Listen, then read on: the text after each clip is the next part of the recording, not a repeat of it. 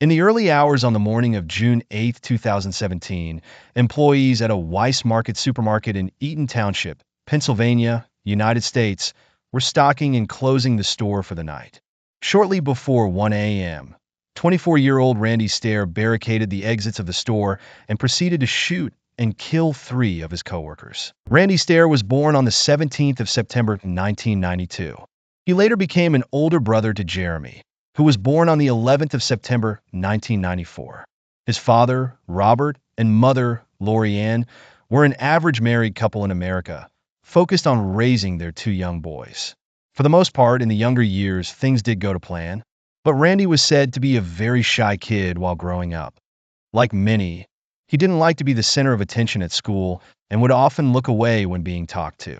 More uniquely, he would prefer to be alone at all times and always seemed lost as a child, without any full clarity. Randy was a big fan of Nickelodeon cartoon shows and would often draw pictures of Timmy Turner and Danny Fenton in his schoolbooks. As a child, he often dreamed of being a cartoon character too. But other than a broken collarbone in first grade, Randy's childhood wasn't too eventful. His introverted side carried on with him into adulthood. Yes, he did have friends, but he never dated anyone, and he hated working in groups at school. Although it was obvious that Randy suffered from some sort of social anxiety, he was never actually diagnosed with any sort of mental condition. In June of 2008, Randy launched his YouTube channel called Pioneers Productions. He had actually had a previous channel before this, creating funny videos using movie clips, but after several copyright strikes, it was taken down indefinitely. The new Pioneers Productions channel, however, would be different. To begin with, Pioneers Productions was all about goofy comedy skits, something you'd expect from an average 15-year-old boy. As time went on, the channel would restructure to focus on three main characters: Randy Stair, Froggy, and Whale. Randy had actually found Froggy in a shopping cart at Weis Supermarket one day. It was dirty and smelled of cigarettes, so Randy decided to take him home and clean him before using him as a character in comedy skits. In 2010, Randy got his first job working at McDonald's, but he hated it. Within 3 hours of his first shift, he quit. Randy's parents were furious. By now, Randy was 18 years old, and his parents expected him to pull his own weight in the family household. So, only a few months later, Randy's dad got him a job at the local Weis supermarket, where he himself was the shop's manager. Back on the YouTube side of things, it was spring in 2011 that Randy officially became a paid YouTube partner. On that note, he bought himself a new iMac and started to create content with other creators in his genre. It was around the same time, in 2011, that Randy graduated from Dallas High School. He would now attend Luzerne County Community College for 3 years, through to 2014, but it was never at the forefront of his mind. Being a fan of many cartoons throughout the years, Randy was also part of the My Little Pony fandom, or also known as a brony. He also had several other posters from Frozen, Inside Out, and the Beatles. He darted around YouTube for a bit, experimenting with different types of content, including gaming, and even tried making new channels, including Pioneers Anthology. However, nothing really stuck for Randy. And then he found Ember. Danny Phantom is an American animated TV series created by Butch Hartman for Nickelodeon, the same creator as The Fairly OddParents. The series follows Danny Fenton, a teenage boy who, after an accident with an unpredictable portal between the human world and the ghost zone, becomes a human-ghost hybrid and takes on the task of saving the world. Danny Phantom was well received by both television critics and audiences, gathering a cult following since its original run in 2004. One of those fans was Randy, and this is where we begin to see the strange and delusional world of Randy Stair. One of the characters eventually introduced into Danny Phantom went by the name of Amber McLean. Ember is a ghost rock star who uses music as a sonic weapon to hypnotize her enemies. Although she only appeared in a few episodes, she is best known for her seductive charm and hatred for authority. A couple of songs were made for the cartoon, and once those 2 soundtracks were officially released on YouTube, Randy became obsessed with both Amber and the music, listening to them constantly. Despite being just a cartoon character, Randy claimed that Ember was his first crush. Apparently, she helped him cope with various struggles through life. The comfort that Randy found in Amber was particularly potent in 2013. In January, Randy lost his friend Matt in a tragic car accident, and shortly after, he would lose his granddad too. In addition to these painful experiences, Randy's basement would flood, destroying a lot of his property. Shortly after, Randy himself would be in a car accident, but luckily, he escaped relatively unharmed. The multiple deaths that Randy witnessed led him into a morbid curiosity, wondering what death was truly like. He began to heavily analyze his thoughts on death and was unable to escape from them, even eventually enjoying those thoughts. Back to Amber, many people, including Randy's friends, would often joke about Amber being Randy's fictional wife. Randy, though, saw it differently. To him, she was his queen. Randy claimed that he felt spiritually connected with her and that he actually knew Amber before his birth, as if his spirit existed in another realm before becoming human. It was through his connection with Amber that he created his own alternate universe, one that would firmly grip Randy and ultimately change his direction in life forever. He called his fantasy universe Amber's Ghost Squad, or EGS for short. It was a fan-made spin-off of Danny Phantom, staying true to both the artwork and the general storyline. It featured a squad of ghosts, but this time they sought out and recruited suicidal people.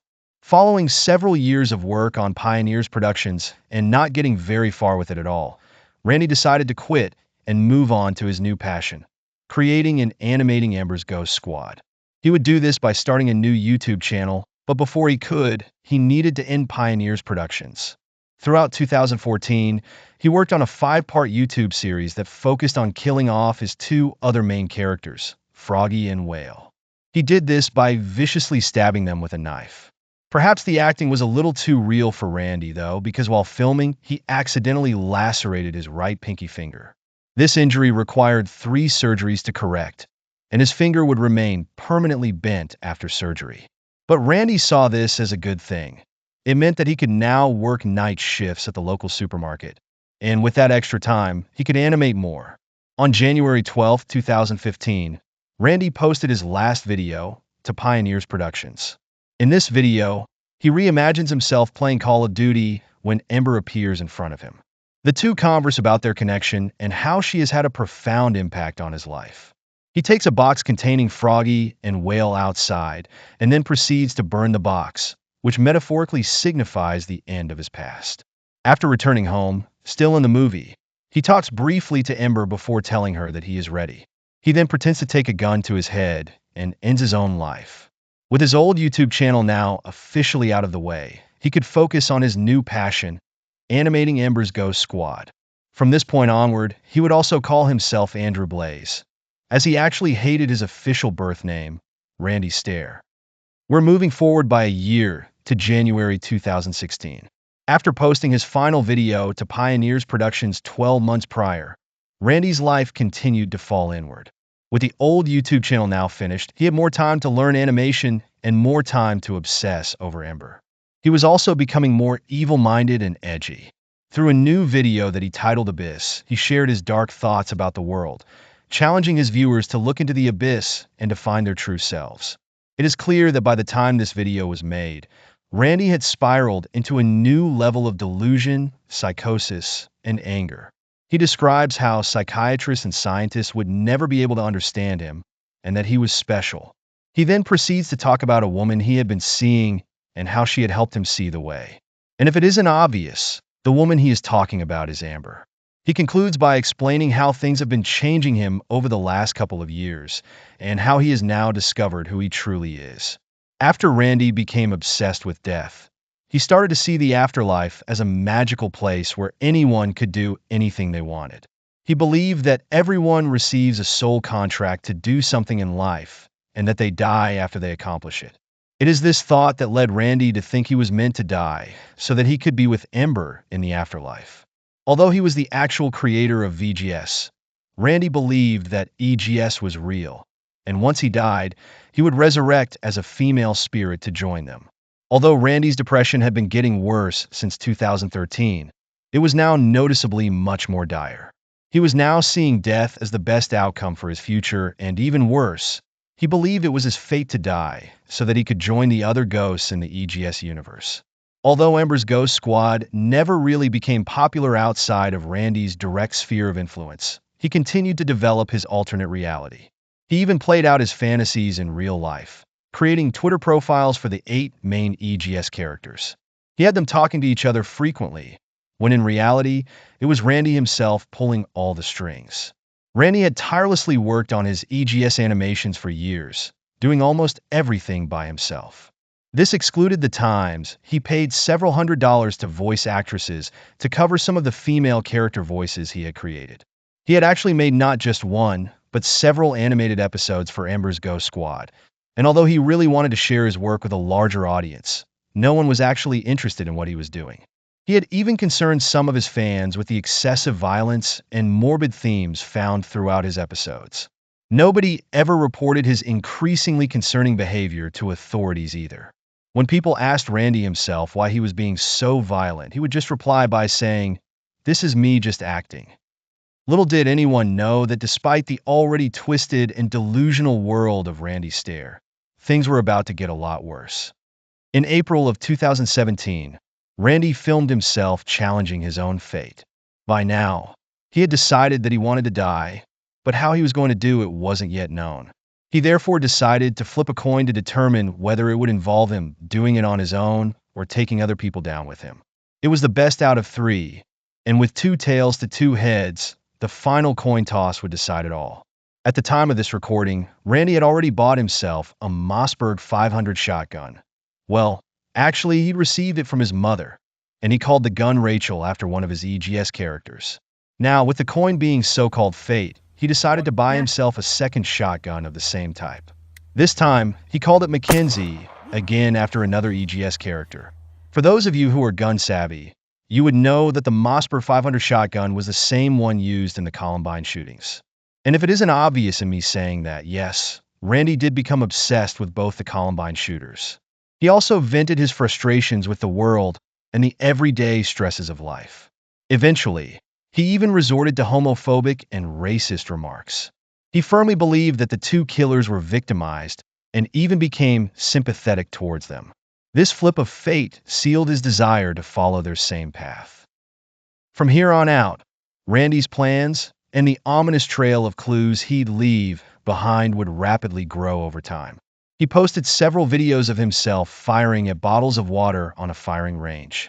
He made written journals covering his extremist thoughts and plans. He even created natural selection shirts, imitating the same one that one of the Columbine killers, Eric. The wider-reaching, more subtle hints have been going on for months, too.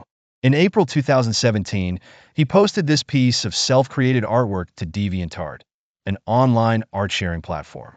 He also watched a lot of documentaries on spree killers and discussed them on online forums, openly expressing his desire to see a full version of the Columbine basement tapes, a log of personal thoughts and attack plans that the killers had created. Day by day, clue by clue, his delusional plans to attack his own supermarket solidified. Randy also created a large digital folder full of suicide tapes that he stored on Mediafire, where he opened up about his hatred and discussed various aspects of it with the world. Over 10 hours of video was recorded in just under 2 weeks. To summarize it all for you, the main things he talked about were his depression, his anger, his plans to attack the supermarket, and, of course, Amber and his animation.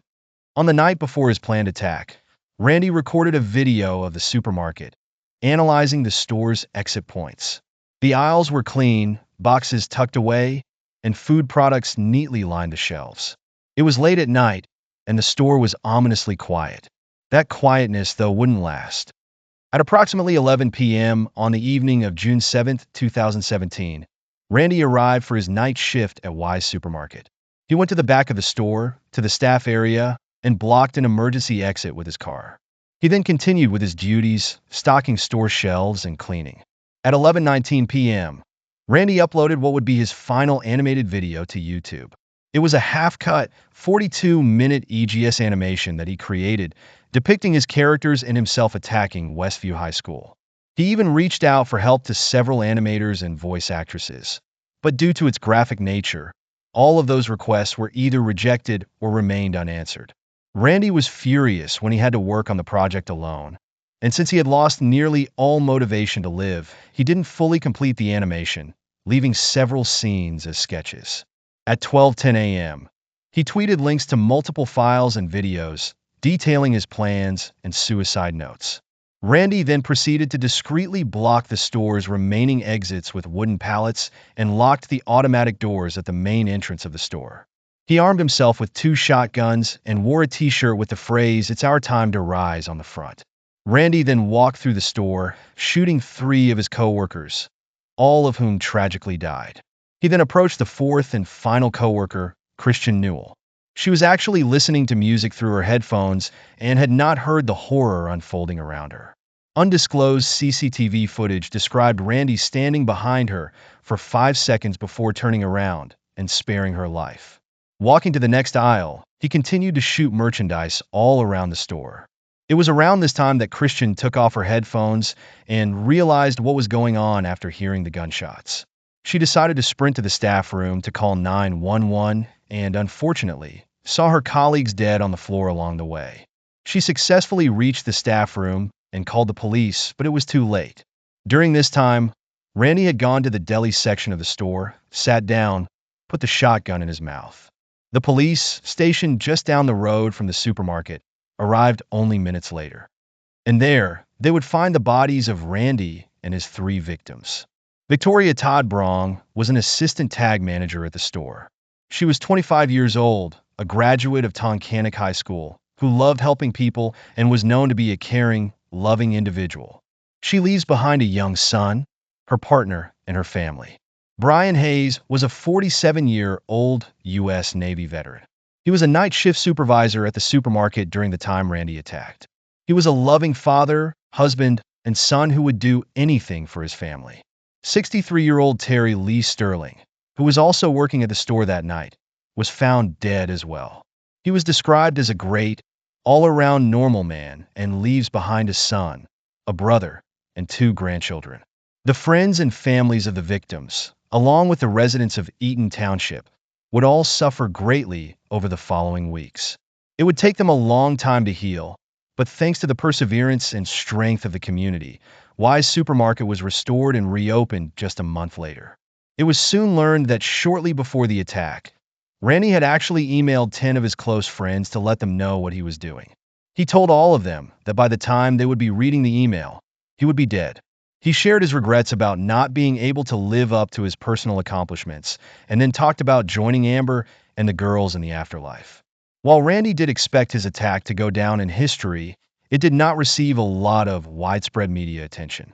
In fact, it barely made any front pages or headlines at all. Following the attack, one of Randy's friends, Damien, posted to Twitter, "In 2011, there was a fan of mine who later ended up being my friend. He was brought into a close group of mine through Xbox Live. I could tell he really just wanted some friends to play with. Eventually, we all bonded and shared a few years of laughter over some games. Once I moved, we became a little more disconnected. Last night, he wrote me a long suicide note, and today I found out he went and shot up a grocery store, killing 3 of his fellow employees before turning the gun on him. I don't know how to digest this. The clues were already all over the internet, but I didn't think he'd go to these great lengths. Mental illness is a serious issue. Please, if you know anyone who is suffering or if you are yourself, please get help. Please don't hurt yourself and others. It's sickening and sad at the same time. And this very much sets the tone of my final message to this case. While Randy was psychotic and clearly experienced a prolonged detachment from reality, he was by all means aware of what he was doing. Although he believed that ultimately he would join his self-created cartoon world in the afterlife, he knew the profound consequences of his actions, planning and scheming the demise of his victims for weeks, while also rationalizing his decisions through his video logs, proves a stark lack of empathy towards others. Randy was deluded, psychotic, narcissistic, apathetic, and childish.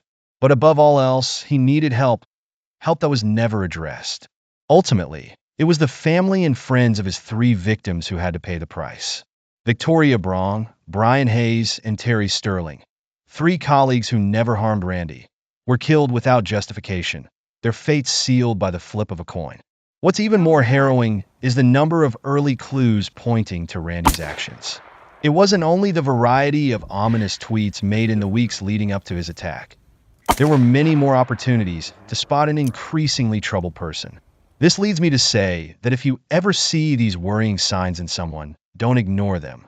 In situations like this, sometimes being overcautious and reporting clues to authorities or a mental health hotline could make the difference in saving someone's life. Thomas Kwan was born in 1980 in Newcastle, England, into a family with a long-standing tradition in medicine. His father was a renowned cardiologist, and his mother worked as a pediatric nurse. From an early age, Kwan showed exceptional intelligence and a natural passion for the human body, often spending hours reading medical books. His family had high hopes for his future and constantly encouraged him to pursue a career in medicine. Kwan attended the prestigious King's College London School of Medicine, where he stood out not only for his outstanding academic achievements, but also for his friendliness and ability to connect with peers and professors. He was frequently praised for his dedication to his studies and his keen interest in diagnostic medicine.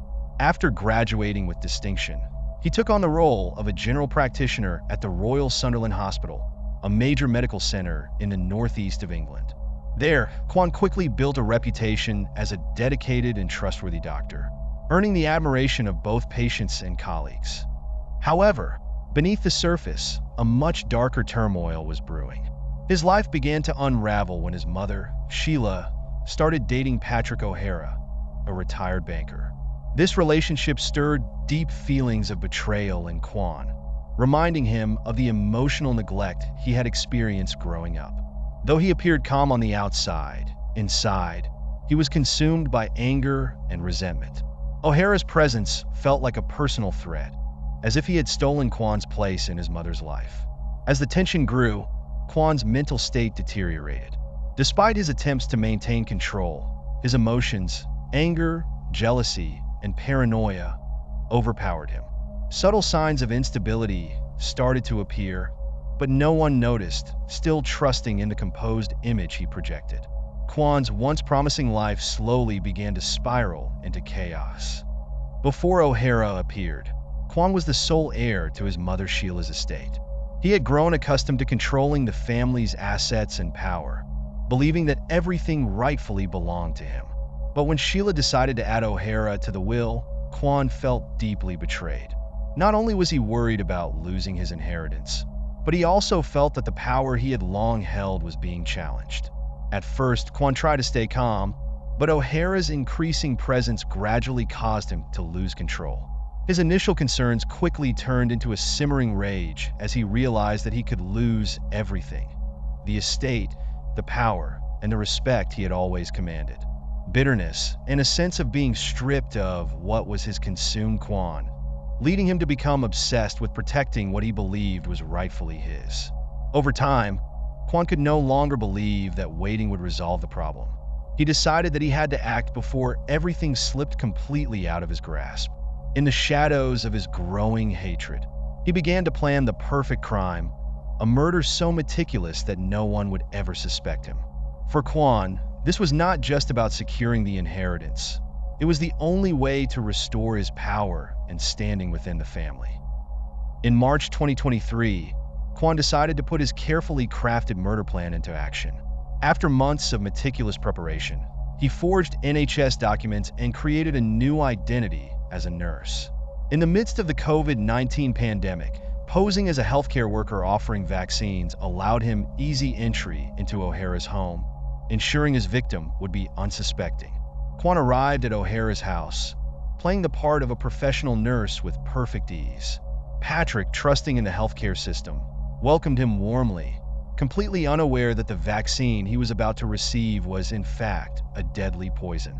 The toxin Kwan used was rare and insidious, causing soft tissue necrosis, a condition that slowly but irreversibly destroys the body.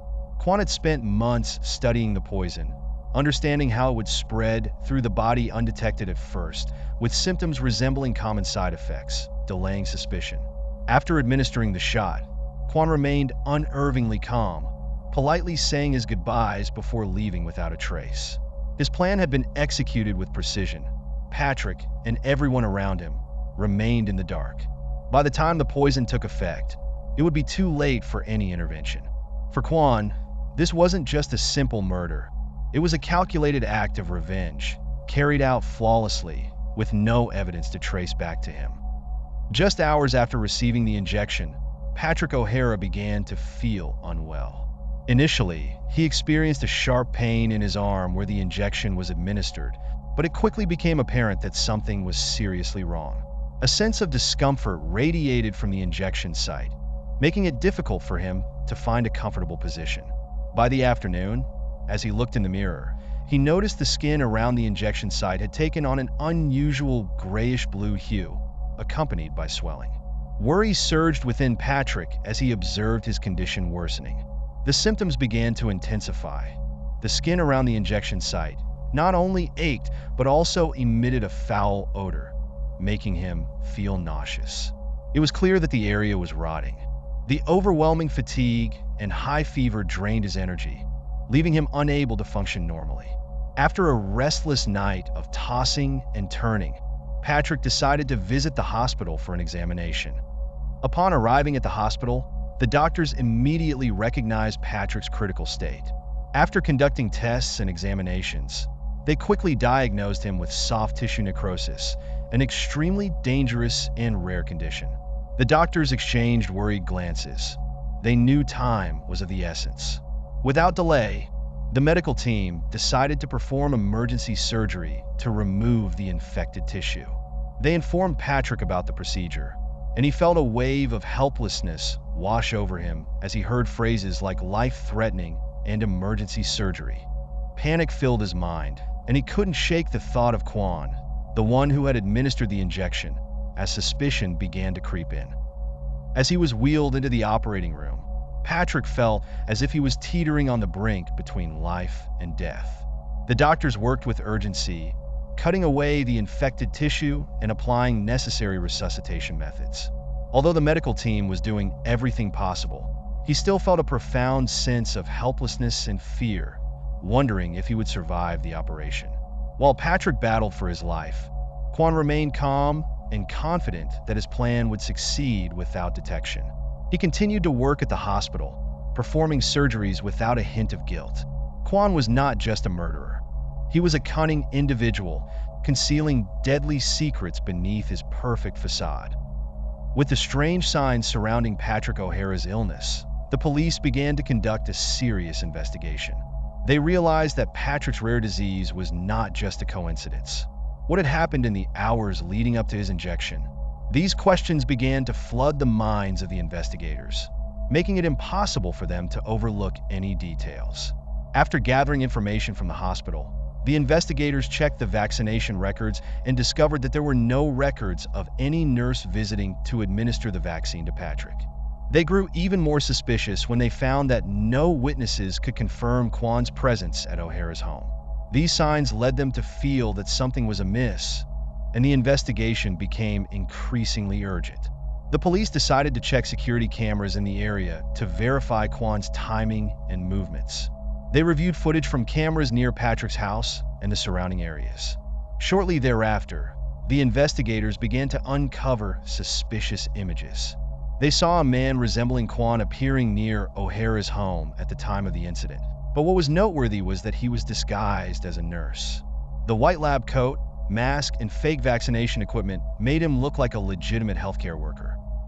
This coincidence raised their suspicions more than ever. The investigators became intrigued by the covert phone calls and suspicious financial transactions linked to Quan. These calls often occurred at unusual times and were frequently associated with individuals who had criminal records. As they delved deeper into Quan's financial records, the police found that he had conducted several large transactions just before and after Patrick received his injection. These sums of money were transferred to secret accounts, further intensifying their suspicions. The police decided to monitor Quan more closely, beginning to gather evidence to build a case against him. They utilized footage from security cameras to track Quan's every move, searching for any connections between him and Patrick's illness. As the investigators continued their work, they gradually realized that Quan was not just an ordinary nurse. He could potentially be a criminal mastermind, and they needed to uncover the truth quickly before anyone else suffered the dire consequences of his sinister plan. The police collected evidence from Kwan's devices, including his personal computer and mobile phone.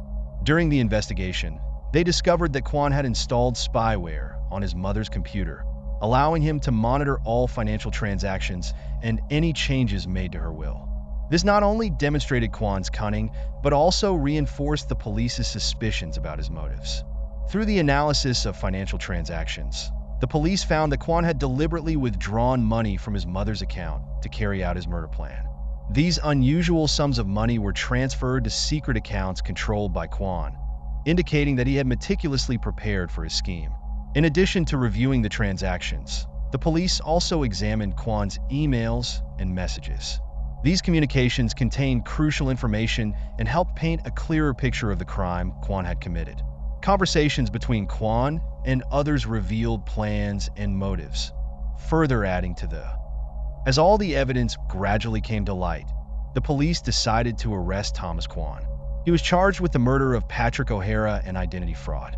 During the trial, the lawyers presented a multitude of clear evidence regarding Kwan's actions,